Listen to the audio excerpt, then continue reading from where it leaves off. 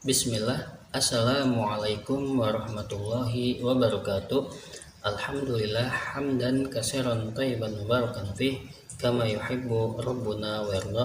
Asyhadu an la ilaha illallah wahdahu la syarikalah wa asyhadu anna Muhammadan abduhu wa rasuluhu amma ba'du. Kaifa halukum al-yawm ya ayyuhat thalabah? La'allakum bi khair. Anak-anakku yang dirahmati oleh Allah Subhanahu wa taala, alhamdulillah pada pertemuan kali ini kita dimudahkan oleh Allah Subhanahu wa taala untuk mempelajari pelajaran kita, yaitu apa? As-Siratun Nabawiyah, perjalanan kisah hidup Nabi yang mulia. Dan alhamdulillah pada pertemuan kali ini kita telah sampai pada pembahasan iktidaatul musyrikina 'alan nabiyyi sallallahu alaihi wasallam, yaitu gangguan-gangguan kaum musyrikin kepada Nabi Shallallahu Alaihi Wasallam. Pada pertemuan lalu telah dibahas ya di antara gangguan-gangguan yang menimpa Nabi Shallallahu Alaihi Wasallam, dan kita lanjutkan pada pertemuan kali ini. Apa saja gangguan yang dilakukan oleh kaum musyrikin kepada Nabi Shallallahu Alaihi Wasallam? Ustadz akan bacakan, yaitu ja'a sadatu Quraisyin ila Abi Thalib, ya, para pembesar Quraisy datang kepada Abu Thalib. Fatalabu minhu ayyan hannabiyya an da'wati tauhid. Lalu mereka meminta darinya untuk mencegah Nabi dari berdakwah kepada tauhid. Jadi mereka meminta Abu Thalib agar menghentikan Nabi dalam berdakwah kepada tauhid. Wa alla yahmiyan nabiyya, dan agar Abu Thalib tidak melindungi Nabi dari berdakwah kepada tauhid. Farafadu dzalik. Lalu Abu Thalib tidak menghiraukan ajakan para pembesar Quraisy tersebut. Jadi kisahnya adalah seperti ini ya. Jadi Abu Thalib didatangi oleh para pembesar Quraisy ya.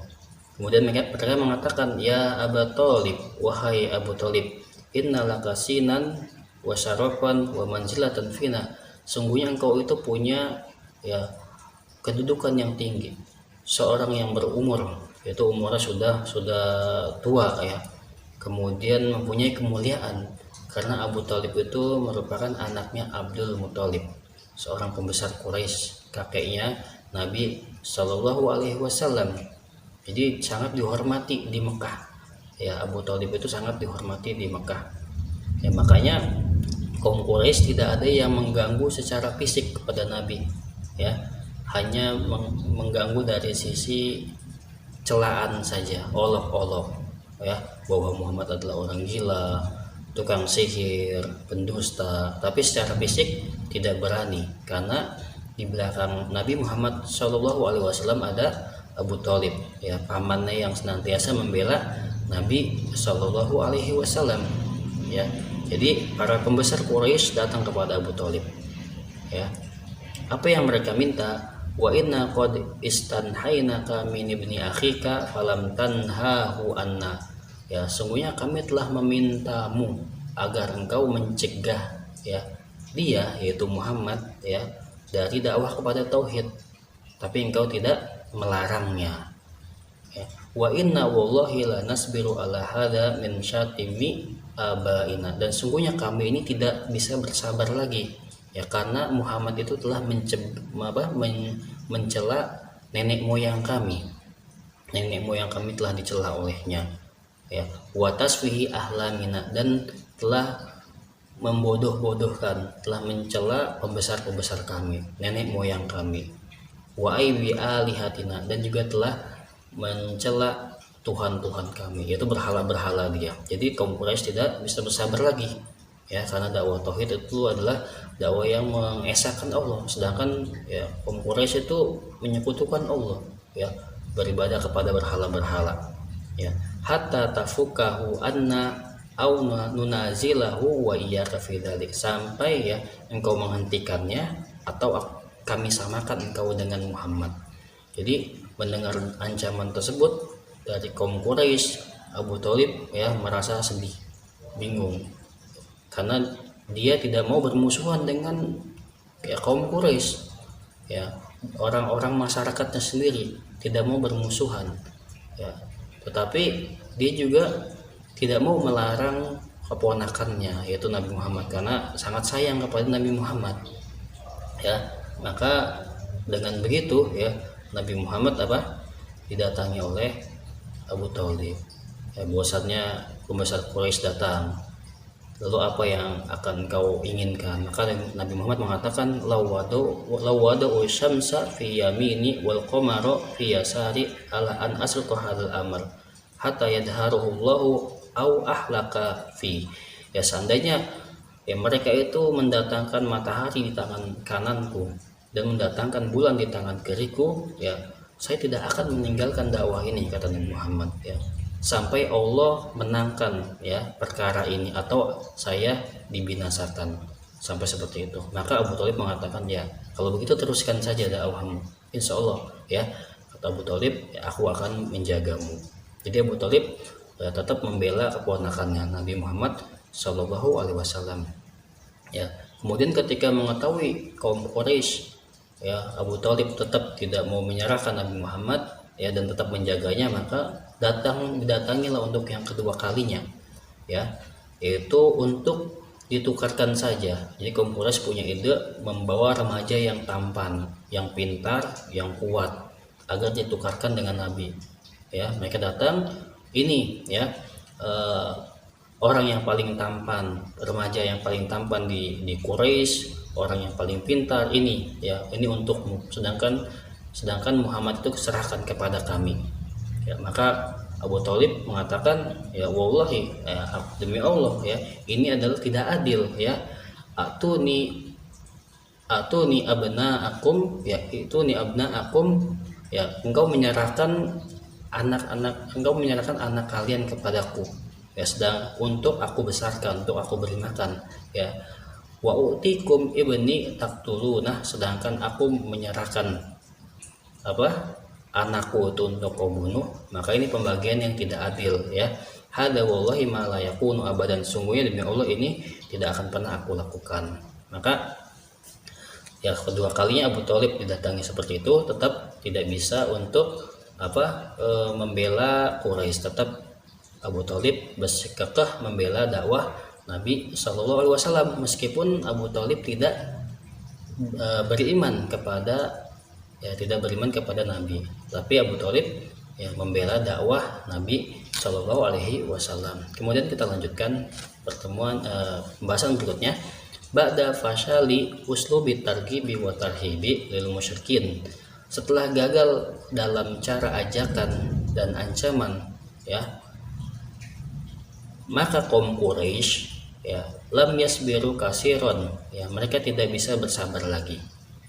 Wa qarraru lil i'tidai ala nabiyyi sallallahu alaihi wasallam, dan mereka menetapkan untuk mengganggu Nabi sallallahu alaihi wasallam, untuk melawan Nabi.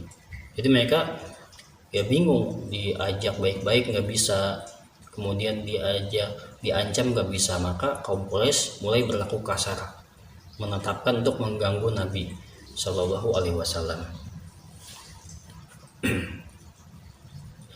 Yastahzi'u bin Nabi Shallallahu Alaihi Wasallam faqala innahu abtar. Mereka mengejek Nabi dengan mengatakan bahwasanya Nabi Shallallahu Alaihi Wasallam adalah orang yang abtar.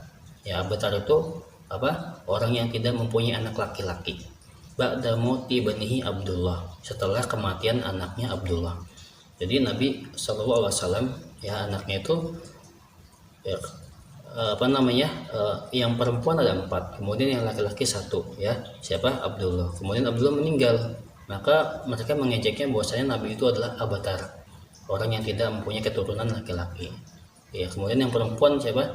Zainab, ya kemudian Ruqayyah, Ummu Kulsum, Fatimah. Sedangkan yang hidup hanya perempuan semua. Maka Nabi diejek dengan abatar, orang yang tidak mempunyai keturunan laki-laki. Ya. Wa kanat Ummu Jamil zaujatu Abi Lahab tahmilu syauqah, dan Ummu Jamil itu istrinya Abu Lahab itu ya pada suatu malam dia membawa ranting-ranting kayu, dahan-dahan pohon ya yang mempunyai duri yang banyak, ya wa tadauhu fi tariqin nabiyyi sallallahu alaihi wasallam, yang ranting tersebut ya diletakkan atau duri tersebut diletakkan di jalan yang dilalui Nabi Sallallahu Alaihi Wasallam. wa ala babihi lailan, dan di depan pintunya pada malam hari. Nah, sampai jahatnya seperti itu. Padahal Ummu Jamil ini merupakan istrinya Abu Lahab, paman Nabi, tapi sangat benci kepada Nabi Shallallahu Alaihi Wasallam. Ya. Wa kana al-musyrikuna yad'una sala jazurin ala zuhrin nabiyyi yahina ma yusalli indal bait, dan kaum musyrikin meletakkan kotoran unta di punggung Nabi ketika sedang sholat di Ka'bah. Jadi kisahnya adalah pada suatu hari ya, Nabi sholat di Ka'bah, dan biasa di Ka'bah itu adalah tempat nongkrongnya para pembesar Quraisy, Abu Jahal ya, kemudian Umayyah bin Khalaf, Utbah bin Rabi'ah, Uqbah bin Abi Mu'ayyid ya, nongkrong di situ. Jadi Nabi sholat, kemudian Abu Jahal berdiri dan mengatakan kepada teman-temannya, siapa di antara kalian yang bisa membawa ya kotoran unta dari rumahnya si Fulan? Maka berdirilah ya orang yang paling celaka di situ, siapa? Uqbah bin Abi Mu'ayyid, mengatakan saya bisa membawanya. Jadi kemudian dia lantas jalan ke rumah si Fulan dan mengambil kotoran dari isi perut unta ya, kemudian meletakkan kotoran tersebut ketika Nabi sedang sujud ya. Nabi sedang sujud, diletakkan kotoran itu, kemudian mereka tertawa terpingkal-pingkal sampai badannya bergoyang-goyang ya, dan Nabi menyadari hal itu ya. Nabi menyadari bahwasanya Nabi ditertawakan, kemudian mereka badannya bergoyang-goyang saking lucunya kata mereka ya.